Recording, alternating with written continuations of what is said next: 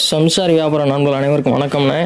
இப்போ நம்ம என்ன பார்க்க போகிறோம்னா, குட்டி வளர்ப்பு குட்டி, கிடா குட்டி, பொட்டை குட்டி எந்த தரத்தில் எடுத்தால் குட்டி நல்லாயிருக்கும், ப்ரீடிங்கு நல்லாயிருக்கும், குட்டி வளர்ச்சி நல்லாயிருக்கும் அப்படிங்கிற பற்றி தான் பார்க்க போகிறோம். ஃபுல் வீடியோவை பாருங்கள், சரிங்களா? வாங்க வீடியோக்குள்ளே போகலாம்.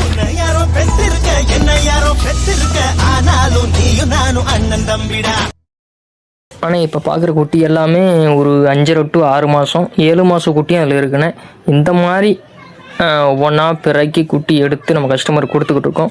இந்த மாதிரி குட்டி எடுத்தால் மட்டும்தானே நம்ம பிபிஆரோ ஒரு கிருமி நடிக்க போடும்போது குட்டி அதை தாங்குகிற சக்திகள் இருக்கும், சரிங்களா? நீங்கள் ஒரு மாதம் 2 மாதம் வளர்த்து விற்கும்போது அது ஒரு நல்ல ஒரு பெனிஃபிட்டாக இருக்கும். ரொம்ப பேர் விலை கம்மியாக இருக்குது அப்படின்னு ரொம்ப சின்ன குட்டியாக எடுக்கிறீங்க.